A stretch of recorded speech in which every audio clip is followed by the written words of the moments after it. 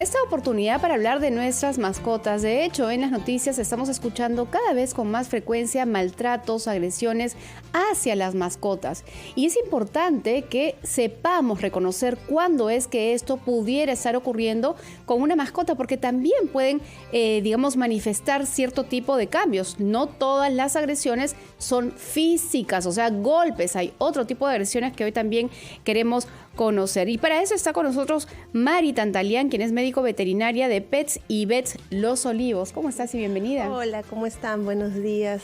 Bien, gracias por la invitación.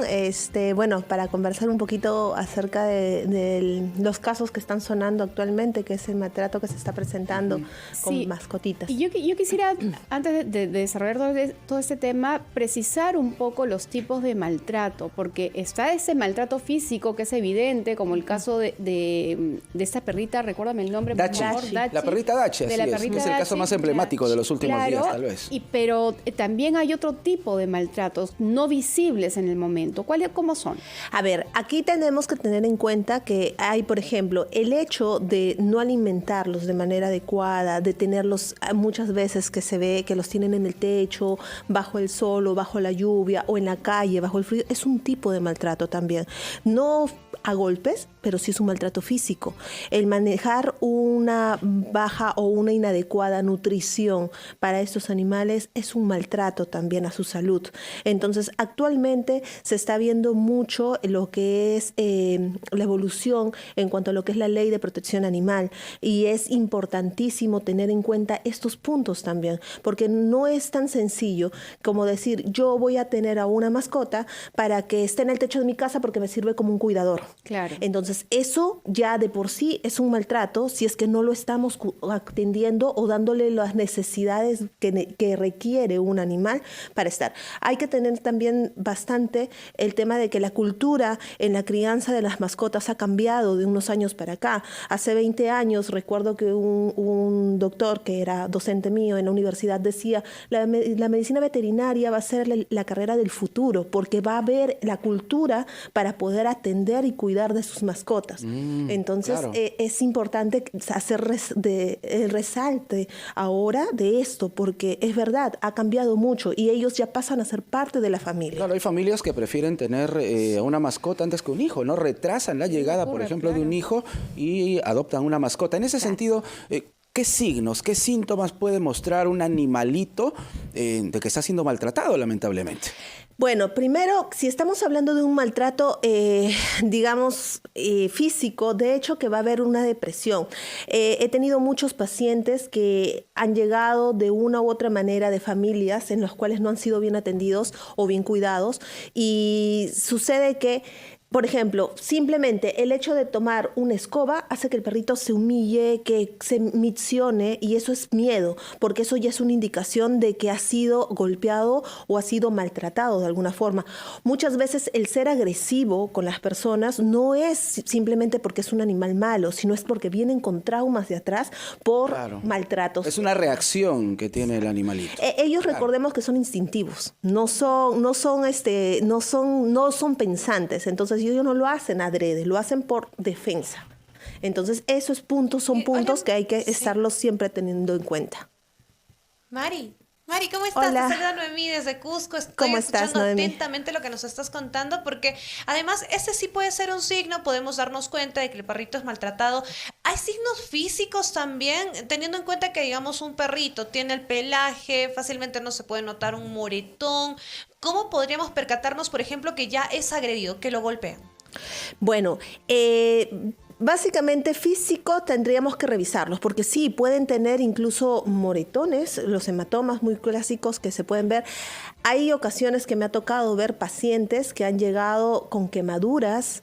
He tenido la oportunidad en mis inicios, cuando recién empezaba, como comentábamos hace un momento, de tener la oportunidad y una muy mala experiencia de un cachorro siendo abusado por un jovencito de 14 años. Hablamos de agresión sexual. Agresión sexual, claro, terrible. Es una forma de agresión sexual, porque el joven tenía el tema de introducirle un objeto a través del anito al animal, y solamente por satisfacción Claro. ¿no? Entonces, mucho tiene que ver con la psicología de las personas. Yo no soy psicóloga, obviamente, pero hay que tener en cuenta que las personas que actúan de esta forma es porque tienen frustraciones internas y que desahogan con los más débiles, que en este caso los Eso me lleva a pensar que tal vez el hecho de querer adoptar o adquirir una mascota debería pasar también por una previa evaluación a esta persona, de asegurar de que va a cuidar bien a esta mascotita. O sea, es una vida también, ¿no? Hay gente que no visualiza todo eso, que es parte del planeta. El ser humano no es el único que habita este planeta, y los animalitos pues también tienen el derecho a la vida digna realmente. Yo pienso que ahorita la gente que nos está escuchando, tal vez muchos no coincidan conmigo, habrá gente que dirá, bueno, pero son animales, están al servicio del ser humano, pero no es tanto así. Que en otros países, en otros lugares, ¿hay requisitos para poder tener una mascota? Sí, es más, mire, hace poco conversaba con algunas amistades que están fuera del país, en Estados Unidos, y me contaban que normalmente allá les dan un seguro, por ejemplo, a las personas que trabajan, ya tienen un trabajo estable y fijo. El seguro no solamente es para su familia, para los hijos, para el esposo, es para sus mascotas.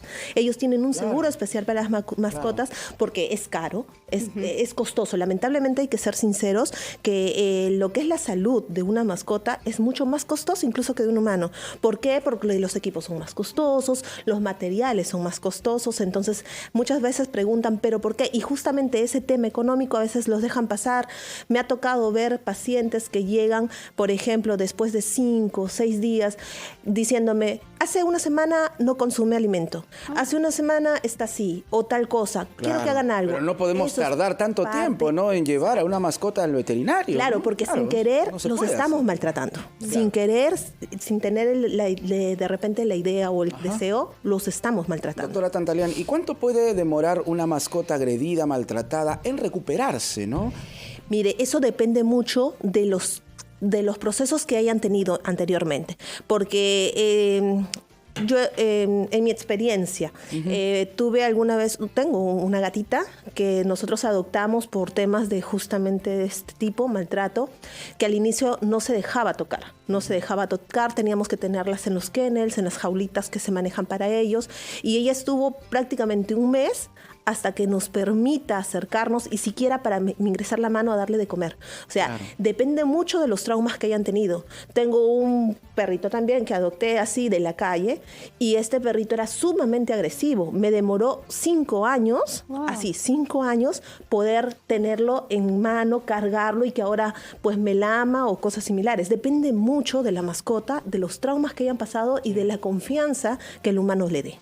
O sea, eso es bastante ¿Existen importante. diferencias, doctora Tantalián, cuando hablamos de cachorros y ya perritos más adultos o gatitos, de repente, en ese proceso de recomponerlos? Sí, en realidad en el caso de los cachorros es mucho más fácil poder adaptarlos a una vida, digamos, en familia, ¿no? Dentro de la familia. Es mucho más fácil de poder llevar esta adaptación, justamente porque los tiempos y las, digamos, traumas que hayan podido tener son menores, pero en un perro adulto, en un gato adulto, sí es un poco más complejo. Incluso en los gatos, que son muy, muy desconfiados, es mucho más complejo. ¿Existen algunas circunstancias, por ejemplo, en que el dueño de la mascota tiene que viajar o salir por un tiempo y lo deja a cargo de un amigo, un familiar, etcétera?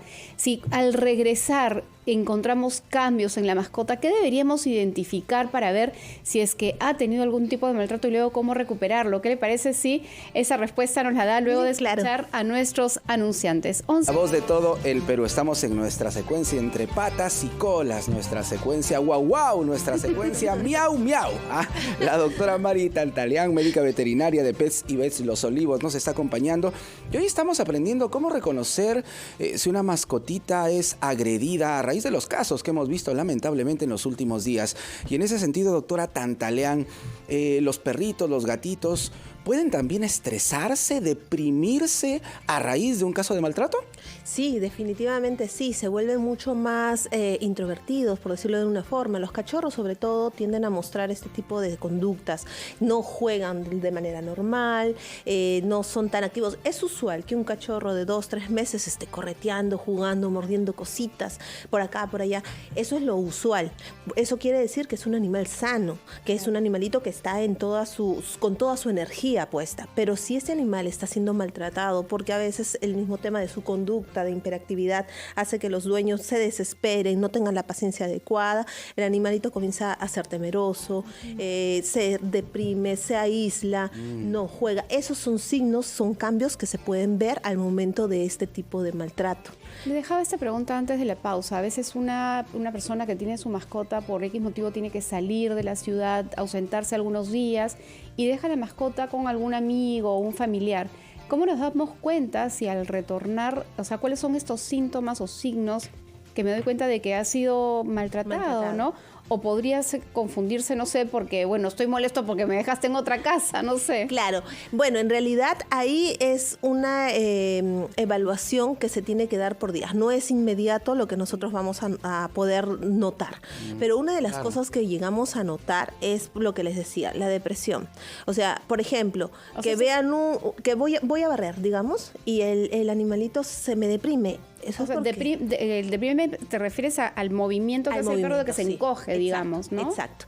Entonces, al hacer eso, ya es un indicativo que tiene un temor grande. Pero si yo nunca lo he golpeado, si yo nunca lo he tocado, se preguntan los propietarios, los tutores. Entonces, eso quiere decir que ese animal de alguna forma ha sido agredido. Le tiene miedo. Es un signo al que tenemos que estar alerta, sin lugar a dudas. Solamente este comportamiento comportamiento de temor para ciertas situaciones. Temor para ciertas situaciones. Sí, Noemí. Y sí, solo una consulta. ¿Y el comportamiento de repente de agresividad también puede ser indicio de que está viviendo maltrato? ¿Es directamente relacionado con esto? Porque hay perritos que a veces uno está en la calle y de pronto empieza a atacar y muchos de pronto, escuchando esta entrevista, podríamos relacionarlo que es víctima de maltrato. No necesariamente. Muchas veces el tema de que sean, digamos, agresivos tiene que ver mucho con un tema conductual, pero de más de crianza y comportamiento. Entonces, claro, no necesariamente es por un tema. Y ahí tiene que dar claro un punto, doctora Tantalián. Un perrito es agresivo porque su dueño le permite ser agresivo o le ha enseñado a ser agresivo. Es más responsabilidad del dueño que del perrito muchas veces. Sí, en el punto de que sí es responsabilidad de los tutores, eso sí, 100% claro. Confirmo lo que dices, pero no necesariamente porque el tutor lo enseñó, sino que a veces pecamos de sobreprotegerlos, de permitirlos, ser muy permisivos con ellos, y ellos tienden a ser dominantes. Así como las personas tienen sus personalidades, ellos también tienen su forma de temperamento. Algunos pueden ser más tranquilos, otros pueden ser más hiperactivos, y muchas veces los hiperactivos tienden a llegar a ser agresivos en la etapa adulta porque no han sido corregidos desde pequeños. Claro. Doctora Tantalián, y si ya tenemos un caso de un perrito, de un gatito maltratado, ¿cómo se va planificando el tratamiento? ¿Qué tipo de tratamiento es el que se determina? Ya, ahí hay que tener en cuenta que entra a tallar mucho. Nosotros en la carrera de medicina veterinaria tenemos especialidades. Dentro de las especialidades que se manejan es la etología, que es algo así como los psicólogos de personas. La etología es la parte conductual de los animales. Los etólogos son los que se encargan específicamente de un manejo, de un plan de trabajo. Y el plan de trabajo no se hace solamente con la mascota, sino se tiene que hacer con los tutores también. Enseñarles a los tutores cómo es que ellos deben de hacer el manejo con sus pequeños para que puedan ayudarlos a introducir a una vida de casa, de hogar, en familia. Entonces eso es un manejo que se tiene que dar, y todo depende del caso. O sea, no todos son los mismos, no para todos utilizamos los mismos protocolos. Se utilizan los protocolos según el caso, porque son mundos diferentes cada uno. Así es. Doctora, muchísimas gracias por darnos más luces sobre este tema tan sensible y realmente tan importante. Muchas gracias nuevamente. Ha sido la doctora Mari Tantalián, quien es médico veterinaria de Pets y Vets